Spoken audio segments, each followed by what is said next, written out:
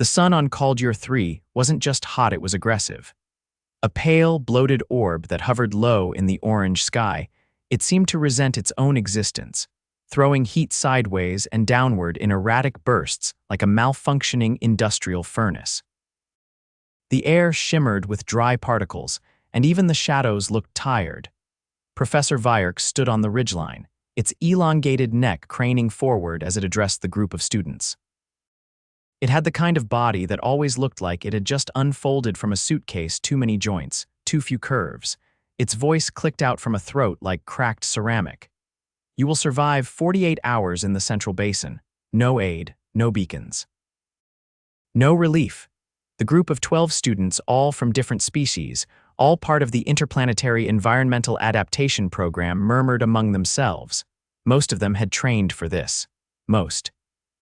Seth Galloway shielded his eyes with one hand and glanced over the desolate stretch of sand and broken rock below. "That's the Central Basin," he asked, squinting. Professor Vyerks turned its head. "Correct, you have 40 minutes to descend. A Class 4 sandstorm will pass through Sector 12 within 6 hours. That gives you time to build shelter if you intend to survive." A bulbous student from Zarnath 5 raised a tentacle. "Professor, are we being graded individually?" "You are being graded on survival," Vyerks replied.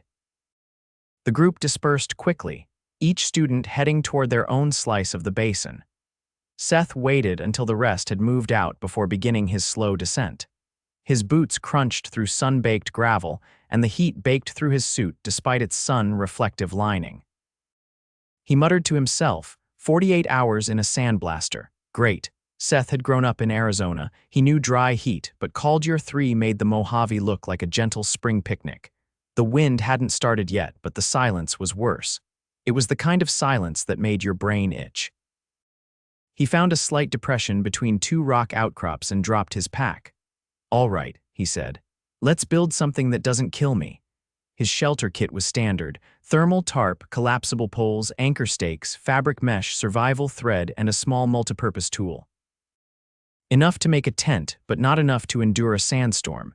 He sat cross-legged, sipping a mouthful of lukewarm water, then laid the gear out in a semicircle. Wind-powered shelter, he thought.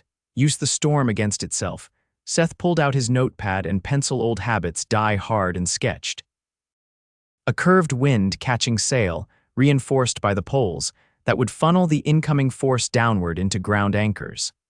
Behind that, a scoop-shaped mesh wall to filter sand and reduce pressure. If he could get the angle right, the wind itself would press the structure deeper into the sand instead of ripping it apart. He stood and walked the area, checking the terrain for the right angles. The depression helped. It would funnel wind over the top, giving him a shielded zone behind the main sail. By the time the sun dipped behind a jagged ridge, Seth had erected something that looked like a cross between a desert yurt and a wind turbine skeleton. The sail curved upward like a giant leaf, the mesh wall behind it already catching gusts and vibrating like a taut drum. Stakes driven deep into the loose rock held the whole thing in place. He sat inside the sheltered pocket beneath the sail, breathing heavily. The wind had begun to rise, hissing through the rocks like a whisper of something ancient and angry. Across the basin, someone screamed. He stood up fast, banging his head on the crossbar. Son of another scream, this one cut off sharply. Seth grabbed his first aid kit and flashlight, then scrambled up the slope, each step kicking loose gravel. By the time he reached the top of the ridge, the wind had picked up enough to spray sand across his goggles. A short figure stumbled into view, arms wrapped around its torso. It was one of the Tyron students, tall and skeletal, with skin like folded bark. Blood dark green and sluggish oozed from a long gash across its side. Seth ran to him. "You okay? What happened?" "Collapse," the Tyron rasped. "Slope gave way. Sharp stone." Seth helped him sit. "Any other injuries?" "Can you move?" The Tyron nodded weakly. "Yes, but wind rising, must shelter." Seth didn't argue. He crouched beside him and tore open the first aid kit. "This'll sting," he warned, spraying antiseptic over the wound. The Tyron hissed but didn't move. Seth wrapped gauze tightly around the torso and helped him to his feet. "Lean on me. My shelter's not far." They hobbled back through the growing wind, now strong enough to throw sand into Seth's teeth. By the time they reached the shelter, the sun had vanished completely, and the first real gusts of the storm had begun. He guided the tyrant inside and zipped the mesh flap shut behind them. The structure groaned but held. Seth crouched low, pushing extra sand against the lower wall to reinforce it. The tyrant lay back, breathing shallow. "You built this?" "Yeah," Seth said. "Deserts just wind and heat. You can use one to fight the other if you're careful." The tyrant's eyes closed. "Humans? Odd," Seth snorted. "You're not the first to say that." The storm hit full force 2 hours later. The walls flexed and boomed, but the wind funnel design worked better than expected. Instead of tearing at the structure, the pressure pinned it deeper into the sand. The mesh caught most of the particles, and the curved sail diverted the rest upward. Seth stayed awake, checking the anchor lines every hour. His hands blistered, and his water supply dropped fast, but he didn't sleep. By morning, the tyrant was alert but feverish. Seth checked the gauze.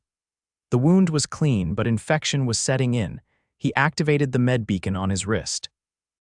"This guy's not going to last another 24 hours without antibiotics." Professor Vierks's voice crackled through the embedded speaker. "Beacon accepted. Medical drone en route. You remain under challenge conditions." "Yeah, I figured," Seth muttered. The drone arrived 2 hours later, hovering low and dropping a sealed med pack before veering off without comment. Seth administered the injection and forced the tyrant to drink water. The storm continued through the day, shifting direction once and hammering the shelter from the opposite side. Seth had to dig out one of the anchors and reset it under gale force winds. His hands bled. His legs cramped. He lost his only tarp to a sudden gust and had to plug the hole with his outer jacket. By nightfall, he was shaking from exhaustion. The tyrant slept. Seth leaned against the inner wall, eyes half closed. 48 hours, he whispered. "Just need to hold it together." The second night was worse. The wind screamed like it was alive now, and the sand penetrated every seam. Seth wrapped his shirt around his face and pressed his body against the windward wall to keep it from bowing inward. He didn't sleep at all. By morning, the storm had passed. Silence returned, stretching wide and empty over the basin. The shelter, though half buried and torn at the seams, still stood. Seth crawled out into the dawn light, blinking against the brightness. His lips were cracked, his skin raw, but he smiled anyway. Behind him, the tyrant emerged slowly, leaning on a makeshift crutch. "You did it?" Seth nodded. "Yeah, we did." Professor Vierks descended from the ridge with 2 drones in tow. It walked slowly as though savoring the moment. Shelter design evaluated, wind redirection effective, material use unconventional, Seth shrugged. "Worked, didn't it?" Vierks stopped in front of him. "You adapted." "You endured." Seth looked out over the sand. "Had help." The tyrant gave a slow nod. Vierks turned and began uploading data into one of the drones. "You will present your shelter model to the class. Analysis required. Replication potential to be evaluated." Seth grinned. "Sure. Just let me sleep for a week first." The professor paused. "You have 6 hours before next module begins." Seth groaned and flopped onto the sand. "Figures." The med drone's departure left behind a faint ozone tang, quickly swallowed by the arid morning. Seth sat cross-legged on a half-collapsed thermal pad, wrist wrapped in a strip of mesh he'd cannibalized from the torn flap. The tyrant hunched nearby, legs folded beneath him like thorny stilts, still pale but more alert. The wound had stopped leaking, though the fever hadn't broken. "You're dehydrated," Seth said, handing over the last measured dose from his water filter pouch. "I require less water than you," the tyrant replied, though his fingers trembled as he accepted it. "But I will not decline." They sat in cautious stillness, the basin around them eerily calm. The wind had stripped away all but the most stubborn debris. Seth's shelter, though battered, still held its shape, a warped shell half buried in fine grit. From the ridge above, the next group of students began arriving, their figures casting stretched shadows over the slope. No one spoke as they descended. One pair carried a limp form between them and a Vexian with its wings shredded. Another student limped behind, both antennae gone, singed clean. Seth stood, brushing sand off his knees. "Guess we weren't the only ones who had a rough time." A tall, translucent being with a cluster of eyes paused beside him. "You built that shelter?" Seth nodded. "Unorthodox," it said, "but effective." Mine collapsed. "I spent the second night inside a gutted rock crawler." Sounds cozy. "Only if you enjoy venomous lizards as roommates." Seth cracked a dry half-laugh, then winced as his shoulder spasmed. He flexed it, wincing again. "I think I tore something dragging that anchor." "You should report your injuries," the translucent being said. "They won't disqualify you, not for that." "I will, after I can feel my fingers again." The Tyran rose slowly, one hand still pressed against his side. "You should rest while you can." "The next evaluation begins soon, I think." Seth's expression twisted. "You know, that's not even the worst part. It's the debrief. They'll want a full breakdown of everything we did, why we did it, what we learned, how it aligns with interspecies adaptation theory, and whether it can be scaled for planetary emergency use," the Tyran finished. "Yes. That part? Fantastic." 2 hours later, after a brief rest under the shade of a curved mineral overhang, Seth found himself seated in a circular briefing dome, the walls transparent and flickering intermittently as the system recalibrated from storm buffering. The dome was perched on the western ridge, overlooking the basin like a giant soap bubble. Professor Vyerk stood in the center, bones clicking faintly as it turned to address each student in sequence. A display drone hovered above, projecting holographic reconstructions of each shelter attempt. Some had collapsed within hours. One, inexplicably, had ignited. When Seth's turn came, the projection showed his shelter flexing under wind pressure, the mesh catching particles and redirecting air. A side window displayed internal temperatures, structural stress points, and humidity retention.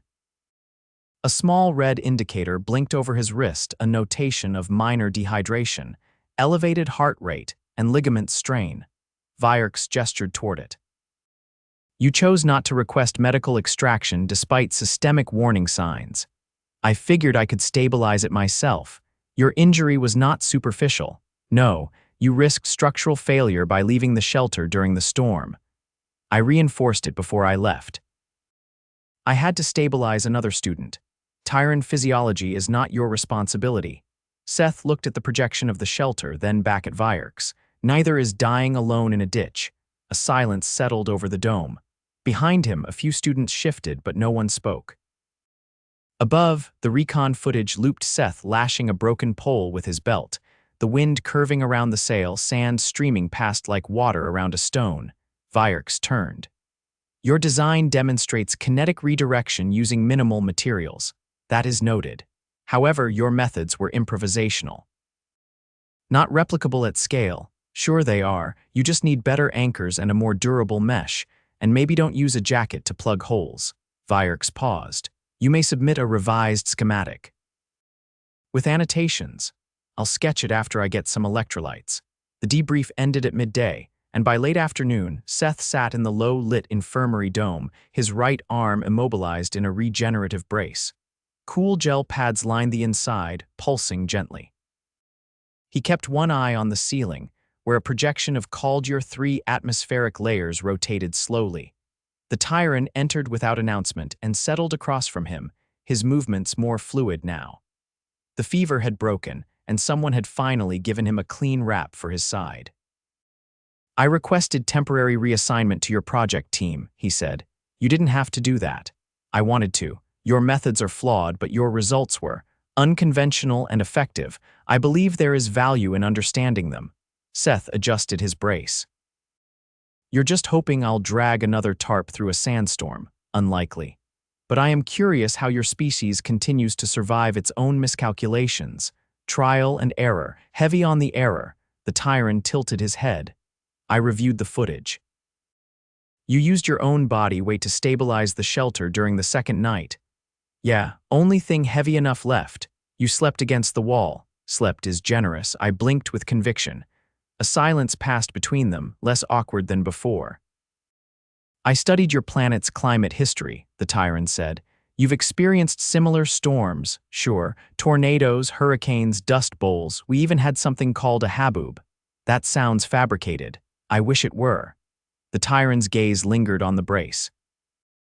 "You'll recover. ligaments not torn, just stretched. They've got me on hydration IVs and protein gel packs. I'll be fine in 2 days. Human resilience continues to confound. Seth smirked faintly. You should see our breakfasts. Later that evening, a soft chime signaled new assignments.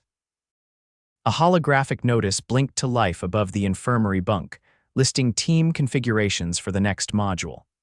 Seth's name appeared beside the Tyrans, along with 2 others. A gelatinous being from the outer moons of valleys and a short, irritable insectoid named Frint. The module title read, Emergency Infrastructure, Improvised Engineering in Hostile Biomess. Seth groaned. They really want to see how far I'll push this. The Tyran stood. I look forward to it. Seth narrowed his eyes. You're not just saying that because I might have to build another shelter out of spare underwear and optimism. Only partially. The next morning brought shifting clouds and cooler air, a rare reprieve. Seth stretched, arms still stiff but improving. The 4 team members met at the edge of the research zone, where crates of scavenged materials had been dumped from a low-altitude supply drone. The contents varied wildly fragments of composite panels, tubing, wire coils, even a deflated flotation device. Frint tapped one of the panels with a claw. We're supposed to build a self-sustaining power relay out of this, the gelatinous being burbled in what Seth assumed was agreement. He crossed his arms. We don't need to build it pretty, we just need it to work, Frint muttered. That's what the last human said before his filtration tower exploded. Seth crouched beside the crate, pulling out a chunk of wiring. Relax, I've got an idea. Frint rolled his eyes, or at least one of them. The Tyran knelt beside him. Just don't use your jacket this time. No promises. The crate's lid had been pried off by someone with either too much enthusiasm or not enough finesse. Inside, the contents were as cohesive as a junkyard dream. Half-melted solar panels, bent mounting arms, a cracked capacitor sphere, and something that might once have been a water purifier before it lost an argument with gravity. Seth crouched next to it, rubbing his temple with the back of his wrist. The desert air still clung to his skin even after the last storm, and though the wind had calmed, it carried a dry, static charge that made his hair stand up every time he touched metal. All right, he said. First problem, none of this is rated for actual use. The gelatinous teammate let out a low gurgle and extended a pseudopod toward a warped energy converter. Second problem, Seth added, that thing's casing is cracked. If it leaks hydrogen ions, we're gonna have a warm 15 seconds followed by a very permanent silence. Frint, the insectoid, clicked his mandibles twice. Your tone implies expectation of failure, unwise for one tasked with improvisation. I'm not expecting failure, Seth said. I'm just saying if we're going to build a power relay out of glorified trash, we need to know which part of it is going to try and kill us first. The Tyran examined a length of insulated cable, turning it slowly in his claws. It is possible to stabilize the converter with layered shielding. If we use the flotation device's internal bladder, it should contain any pressure spikes long enough to redirect the output. Seth straightened. That's not a bad idea. We'll need to reinforce the bladder, though. Maybe wrap it in the mesh from that broken air intake. Frint gave a short buzz. And the junction nodes. Still need those. Seth turned to the crate again, digging past the charred remains of what looked like a drone rotor. If we split the capacitor into 2 and reroute the current through the tubing, we might be able to stagger the output enough to avoid a surge. The Tyran's brow furrowed slightly. You intend to daisy-chain the current, more like hopscotch it. It's janky, but if we keep the voltage low enough, the system won't blow out. Unless it does, Frint muttered. Then we'll be standing far away when it happens. They spent the next hour sorting parts, laying them out in a rough schematic across the dusty ground. Seth scratched lines into the sand with a bit of broken antenna, mapping circuits and airflow paths. The gelatinous teammate absorbed small shards of metal, cleaning corrosion from their edges, before ejecting them again with a wet plop. By the time the sun reached its highest point, they had a working plan and a pile of components that no longer looked like garbage so much as the bones of something waiting to be animated. Seth took a break and stepped aside to stretch. His right arm, though no longer locked in a brace, still throbbed when he rotated his shoulder. He flexed his fingers, checking for tingling. None yet, which was a good sign. The tyrant approached, eyes scanning him. "You're not fully recovered. I've been worse." "That is not reassurance, I know." The tyrant considered the half-built relay. "You could have requested reassignment, avoided manual labor." "Yeah," Seth said, "but then I'd be stuck writing a paper on heat dissipation theory. I'd rather be elbow-deep in questionable wiring." Frint was fitting the tubing into the capacitor housing, antennae twitching with irritation. "If this fails, I'm blaming your species' overconfidence." "Fair," Seth said. "But if it works, I'm taking all the credit." By late afternoon, the relay stood upright, a skeletal frame of tubing and mesh, with the flotation bladder sealed around the energy converter like a transparent cocoon. The panels were affixed at odd angles, tilted toward the sun, catching just enough light to pulse a low green glow across the capacitor sphere. Seth crouched next to the power output terminal, multimeter in one hand and a half-eaten protein bar in the other. He tapped the leads into place and watched the numbers flicker. "Voltage is stable," he said. "No spikes, holding at just under 4 volts. "That's minimal," Frint said. "It's enough to power a distress beacon or charge a drone battery." "That's what the module's for, right?" The tyrant adjusted the panel tilt slightly. "Efficiency is low, but durability appears acceptable." Seth stood and dusted off his knees. "Let's test it." He connected the relay to a portable beacon, flipped the activation switch, and stepped back. The beacon's light flickered, then held steady. A low hum began to emit from the relay, soft and rhythmic, like an old engine finally finding its idle. Frint tilted his head. "That worked. Give it a minute." They waited. The hum continued. The light held. The relay pulsed green and yellow. Seth exhaled, hands on hips. "Well, look at that. Frankenstein's alive." Just then, a warning chime echoed across the research zone. A floating drone descended from above, projecting a translucent image of Professor Vierks. "You have completed the relay construction module. Evaluation in progress." The drone scanned the structure with a soft beam of blue light. Numbers scrolled across its lower edge, unreadable to anyone without access clearance. After a moment, the image flickered and was replaced by a single word: functional. Frint scratched his mandibles. "That's it. No lecture, no demerits." The drone hovered in silence, then zipped away without further comment. The gelatinous teammate produced a celebratory slurp. Seth sat on a nearby rock, finally letting himself relax. "I'll take that as high praise." The tyrant settled beside him. "You continue to solve problems with methods that should not function yet do." Seth pulled the protein bar from his pocket and finished the rest of it. "That's basically our entire evolutionary history." Frint paced a small circle, eyeing the still humming relay. "I suppose this counts toward our final, or will they make us rebuild it blindfolded?" The tyrant looked up at the fading sun. "It is complete. The module ends tonight. We will be reassigned tomorrow." "Good," Seth said. "Because I've got sand in places science has yet to name." They disassembled the relay carefully, salvaging the converter and panels for return. While the others packed, Seth cleaned the contact nodes with a rag soaked in filtered water, fingers steady despite the dull ache in his shoulder. The tyrant helped without being asked, holding parts in place as Seth secured them. When everything was stowed in the retrieval crate, the four stood back and watched the supply drone lift it skyward. Frint folded his arms. "You still owe me an explanation for how you got the converter to stop leaking." "I used the bladder and a little prayer. I thought you didn't believe in divine intervention." "I make exceptions when hydrogen's involved." The tyrant turned to him. "You did not rest when injured. You did not withdraw when outmatched. You adapted." Again, Seth raised an eyebrow. "You saying that like it's a compliment?" "It is." The team dispersed as the sun dipped below the ridge, casting long shadows across the cracked ground. Seth lingered, watching the last of the light catch the edges of the fractured landscape. The tyrant joined him one last time. "I have applied for extended collaboration. If accepted, we may work together again." "I'd like that," Seth said. "Just maybe next time somewhere with trees." "Agreed." They left the basin behind as the retrieval transport touched down, its doors opening with a hiss and a gust of recycled air. Seth stepped inside, wincing slightly as his shoulder caught the edge of the frame. Inside the cabin, he dropped into a seat and closed his eyes. No storm. No sand.